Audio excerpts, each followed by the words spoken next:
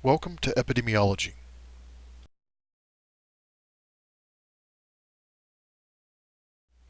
Please take a moment to look over this week's activities.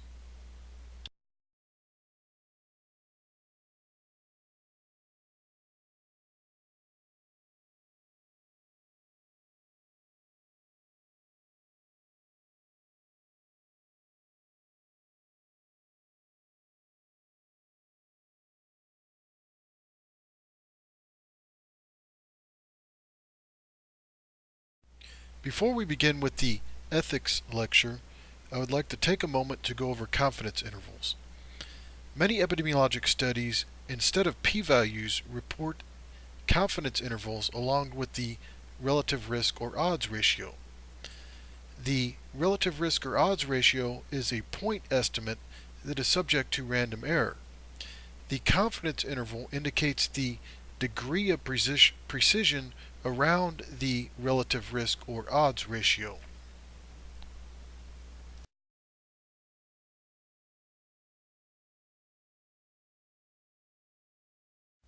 The formula for calculating the 95% confidence interval for the odds ratio is different from that for calculating the 95% confidence interval for the risk ratio.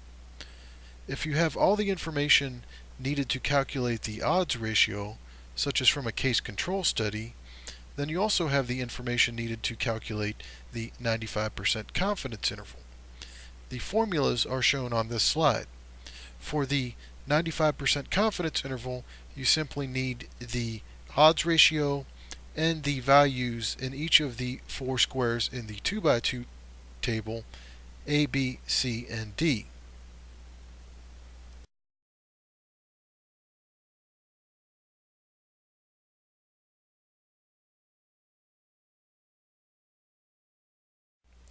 Here is an example of how to calculate the odds ratio and the 95% confidence interval when given information in a 2x2 table.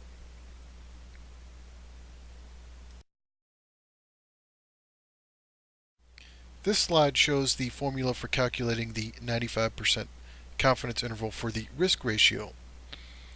As with the odds ratio, if you are given the information in a 2x2 table format for calculating the risk ratio, you can also calculate the 95% confidence interval for that risk ratio.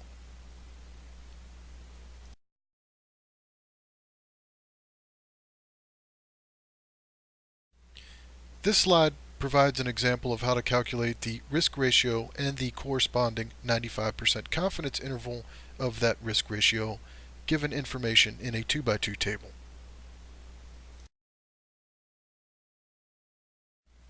When interpreting confidence intervals, there's an important rule that you should remember.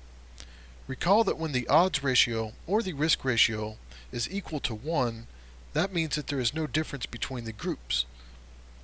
So the general rule for the 95% confidence interval of the odds ratio or the risk ratio is when that confidence interval spans the value of 1, then the effect estimate is not statistically significant for alpha equals 0.05.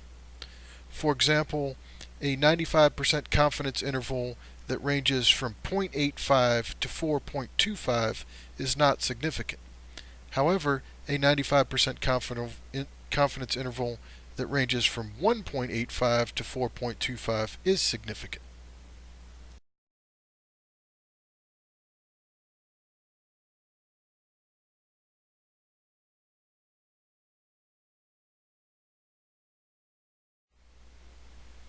The objectives of this lecture are to define key ethics terms and concepts related to epidemiology, to briefly review the history of major events shaping ethical policies in epidemiology, to discuss the ethical guidelines established by the American College of Epidemiology, and to discuss some cases of ethical misconduct related to human subjects research.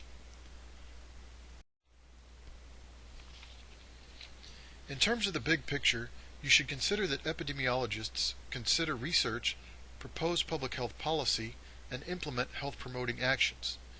These activities involve human subjects in populations and could result in great benefit, but they can also inflict great harm. Therefore, it is important that epidemiologists recognize, understand, and adhere to ethical codes of conduct.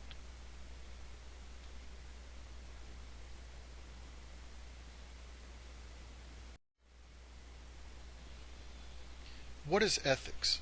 As defined in Last's Dictionary of Epidemiology terms, ethics refers to an area of philosophy that distinguishes between right and wrong with respect to the moral consequences of human actions.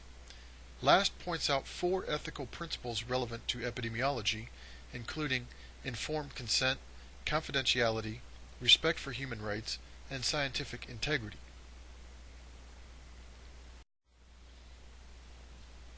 Philosophically, there are 2 major and contrasting moral theories. One is the theory of utilitarianism, which, as stated by Jeremy Bentham, proposes that good activities result in the, quote, greatest happiness for the greatest number, unquote. This is a teleology perspective that judges the morality of actions by their end results. The contrasting theory is liberalism, which places individual rights and liberties above all else. Liberalism is a deontology perspective that judges the morality of an action by the action itself, regardless of the consequences. If we consider mandatory vaccination for all children in schools, the utilitarian might maintain that vaccination protects the population from infectious diseases and therefore does great good.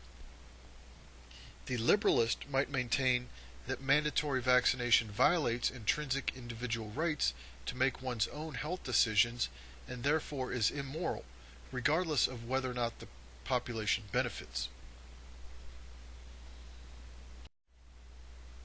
Concepts of utilitarianism and liberalism are ever present in the field of epidemiology because epidemiology bridges the fields of public health and medicine. Public health is tasked with the goal of promoting the health of populations, while medicine primarily is tasked with promoting the health of individuals. Epidemiologists must balance ethical issues pertaining to both individual health and population health. In individual health, we are concerned with bioethics, which includes human rights, civil liberties, confidentiality, and privacy. In population health, we are concerned with public health ethics that include protecting the health of the population and governmental responsibilities. In order to help epidemiologists balance bioethics and public health, guidelines have been established by the American College of Epidemiology that we will discuss later in this lecture.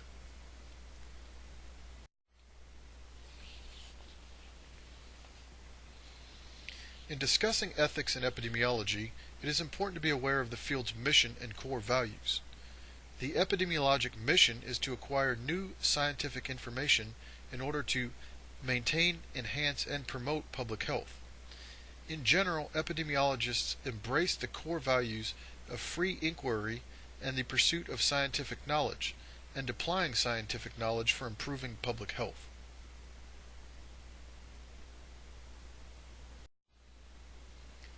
Key terms that we'll be discussing in this lecture are listed on this slide.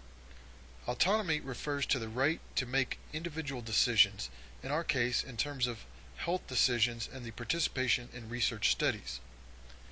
Confidentiality refers to secrecy regarding the information about individuals, in our case health records and study findings. Fidelity in epidemiology refers to following study protocols and keeping promises made to the public or to study participants. Beneficence in epidemiology refers to conducting studies and implementing interventions that benefit study participants. A related term is non-maleficence, that means to do no harm.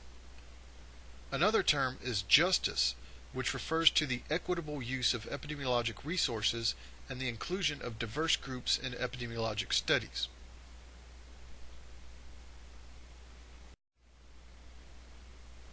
This slide shows a snapshot of some of the important events related to ethics in epidemiology.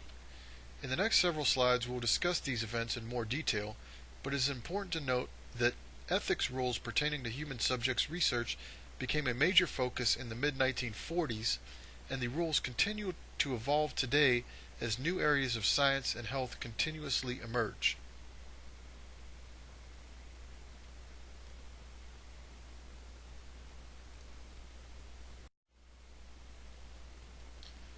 Following World War II, Nazi doctors were brought before an international court in the Nuremberg war crimes trials.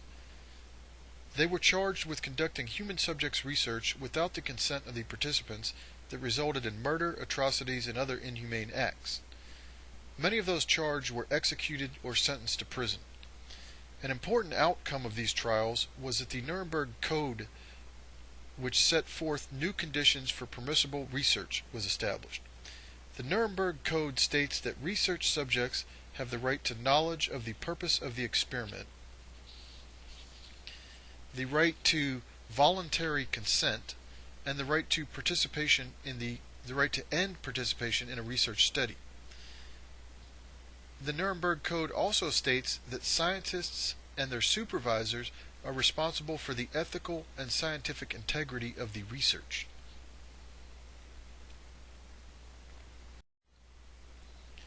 After the Nuremberg trials, in 1948, the United Nations General Assembly put forward the Universal Declaration of Human Rights, which specifies that health and well-being are universal human rights.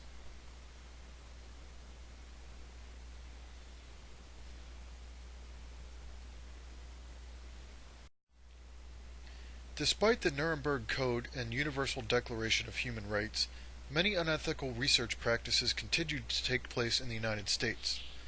A few of these are listed on this slide. For example, in the 1950s, mentally retarded children housed at the Willowbrook State School in Staten Island, New York, were intentionally given hepatitis in an attempt to track the development of the viral infection.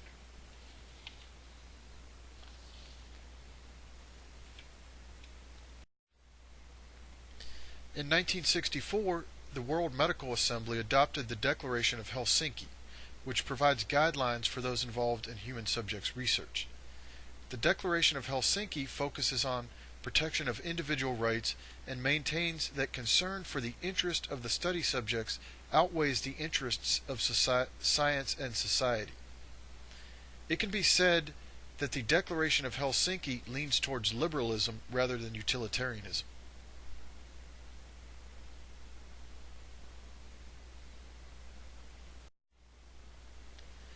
In 1966, the director of the National Institutes of Health and the Surgeon General tasked the National Health Advisory Council with reviewing the regulations regarding studies of human subjects.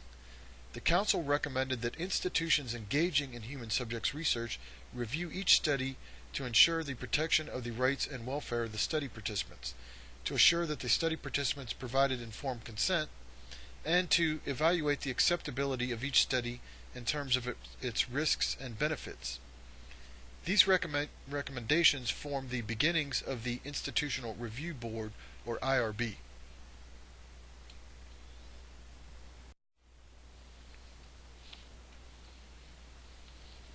An infamous study that took place in the United States was conducted by the U.S. Public Health Service was the Tuskegee syphilis study that began before World War II but continued until the early 1970s. The Tuskegee syphilis study violated several of the ethical rules established in the Nuremberg Code, the Declaration of Helsinki, and the report from the National Advisory Health Council. Violations included not informing the participants of the purpose of the study, not informing participants that they had a serious health condition, and not offering the participants an established effective treatment for syphilis.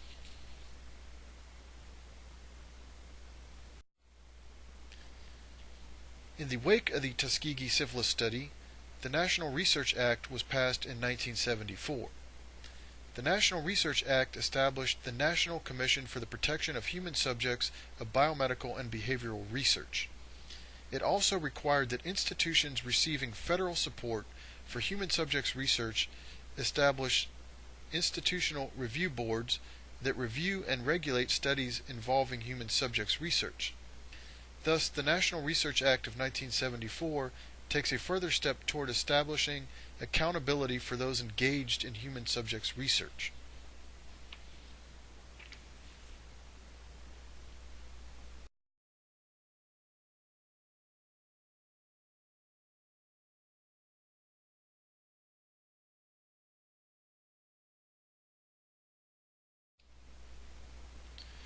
Upon further review of the Tuskegee syphilis study and other studies involving human subjects, the Belmont Report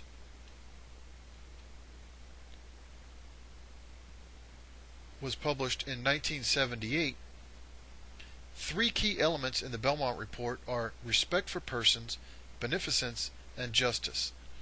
Respect for persons states that study participants have the right to individual autonomy, meaning they should be able to make their own decisions regarding participation in a study. Respect for persons also provides protections for groups of individuals who are at specific risk for not being able to freely make their own decisions. Beneficence and non-maleficence specifies that a research study should maximize benefits to its participants and minimize potential risks and harm. The requirement for justice specifies that resources should be equitably distributed so that diverse groups of individuals can share in the benefits of the study.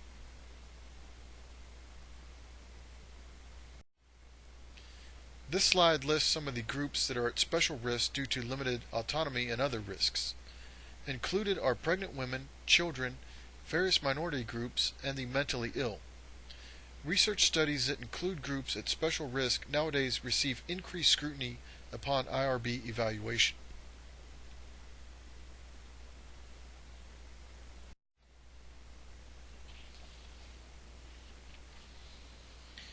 The current federal policy regarding human subjects protection is known as the Common Rule. In essence, the Common Rule specifies three basic protections for human subjects. The first is institutional assurances, meaning that institutions engaged in human subjects research agree to comply with federal rules and regulations regarding human subjects research. The second is that institutions engaged in human subjects research make sure that each study is fully evaluated by an institutional review board. The third protection for human subjects is informed consent.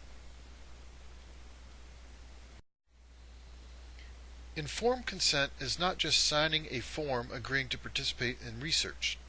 Rather, it refers to an educational process that enables potential study participants to determine for themselves what the risks are and whether or not they want to assume those risks.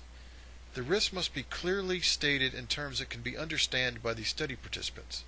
Also, participation in the study must be entirely voluntary.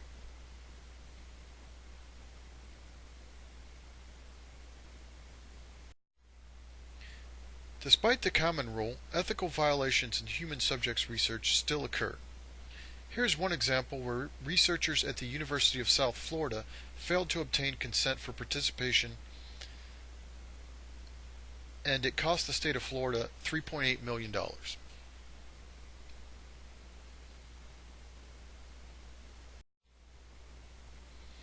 Ethical guidelines for epidemiologists have been established that closely follow those that we have just discussed.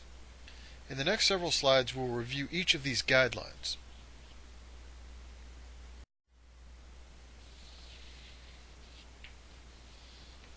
The guidelines that we will discuss distinguish between research and practice. Research is defined based on the intent of the investigators. When the intent is to contribute to generalizable knowledge, it is called research.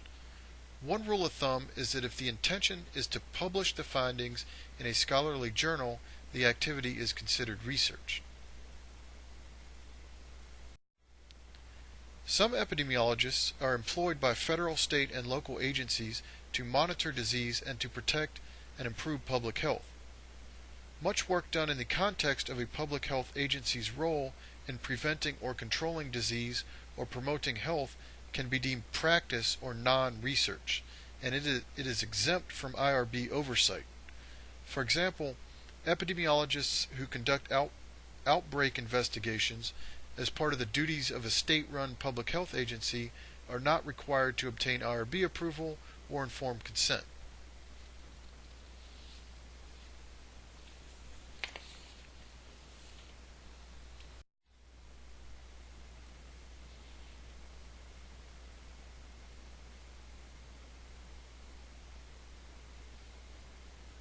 For epidemiologists who work for public health agencies, there is often overlap between research and practice.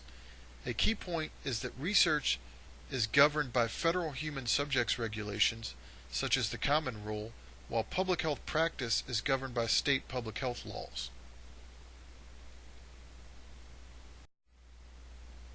So now we will go over the 10 ethical guidelines for epidemiologists established by the American College of Epidemiology. First, epidemiologists have ethical and professional obligations to minimize risks and to avoid causing harm to research participants and to society. We've already discussed this as the rule of non-maleficence. Second is the rule of beneficence. Epidemiologists should ensure that those participating in research studies benefit from the participation. Epidemiologists should also maximize the potential benefits of public health practice activities.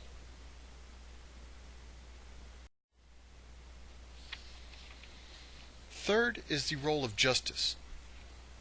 Epidemiologists should ensure the equitable distribution of risks and benefits by including diverse groups of study participants. Moreover, epidemiologists should engage in public health practice activities that have equitable benefit among diverse populations and communities.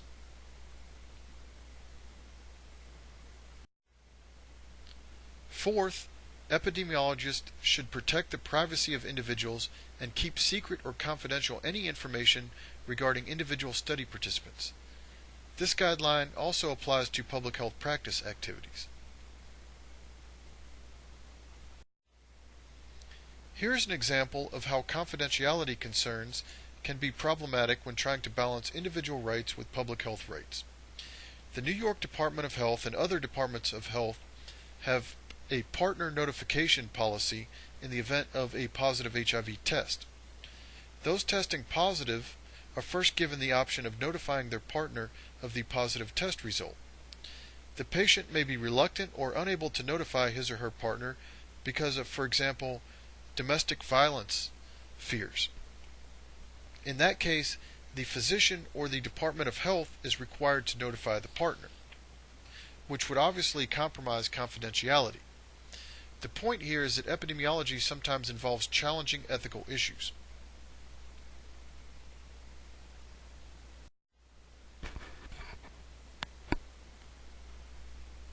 The fifth ethical consideration presented by the American College of Epidemiology is obtaining informed consent.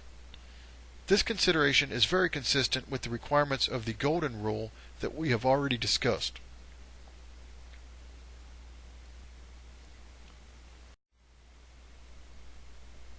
There are certain situations in epidemiology under which informed consent requirements may be waived.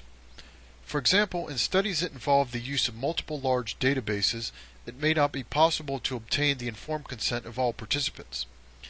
If the study can be shown to involve only minimal risks and that the confidentiality can be maintained, an IRB may waive the informed consent requirement. Also mentioned, activities that fall into the realm of public health practice can be exempt from informed consent requirements.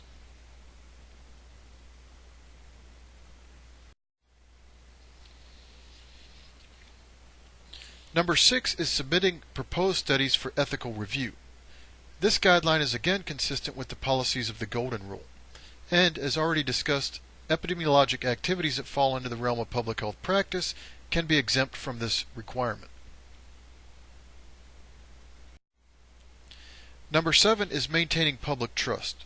It is important that epidemiologists maintain public trust by adhering to the highest ethical and scientific standards and by complying with all laws and regulations pertaining to epidemiologic research and practice. In addition, epidemiologists can promote and preserve public trust by involving representatives from the community in research and practice activities.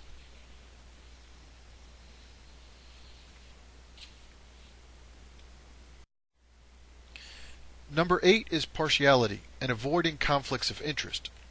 This guideline specifies that epidemiologists should avoid conflicts of interest and be objective. There can be certain financial conflicts of interest or partiality of favorite hypotheses that should be avoided. For example, epidemiologists involved in clinical trials of new drugs should not be board members or have financial stakes in the company that manufactures the new drug. Also, it is the responsibility of epidemiologists to report research findings regardless of whether or not they support favorable outcomes.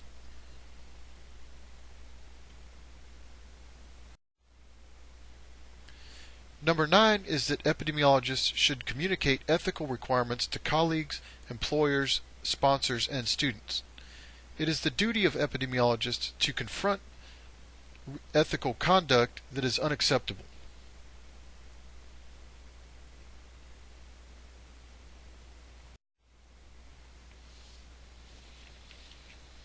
Finally, epidemiologists have obligations to communities.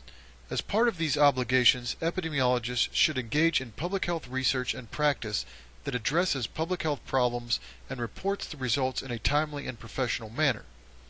In addressing public health problems, epidemiologists should maintain scientific objectivity and at the same time should respect communities and cultural diversity.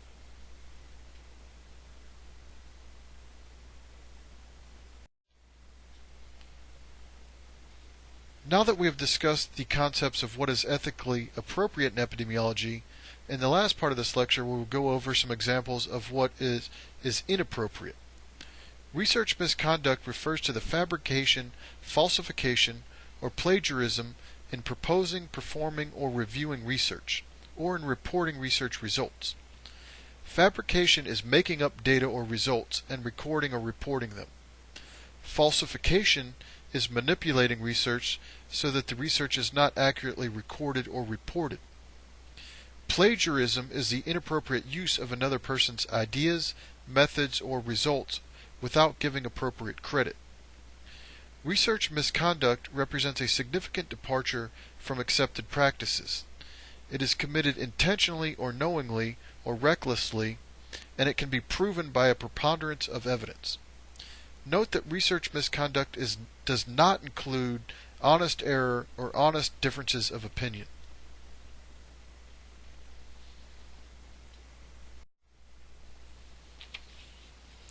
Here is a partial list of various forms of research misconduct. We discussed several of these forms on the previous slide, but note that violation of ethical standards regarding human studies is also a form of misconduct. In the next two slides, I will highlight some recent cases of research misconduct.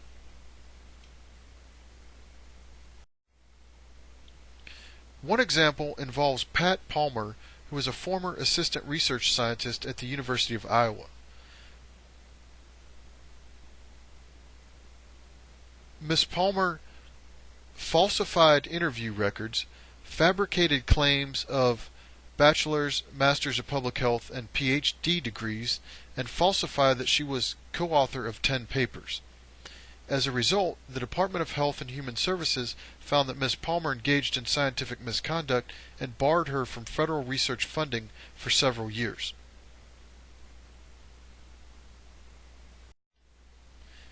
A more extreme case involves Eric Pullman, who is an internationally recognized researcher at the University of Vermont College of Medicine, where he studied obesity and aging. Dr. Pullman's studies were highly influential in supporting the role of hormone replacement therapy for menopausal women. Upon review, it was found that Dr. Pullman falsified data in numerous federal grant applications and research papers. As a result of his research misconduct, Dr. Pullman was sentenced to jail, permanently barred from federal research funding, and ordered by the court to retract or correct several publications.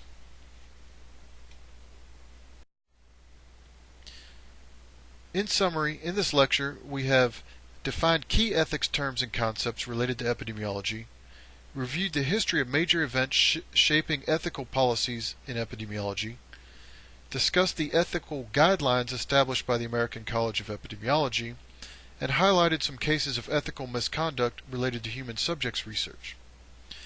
This concludes the lecture on ethical and professional issues in epidemiology.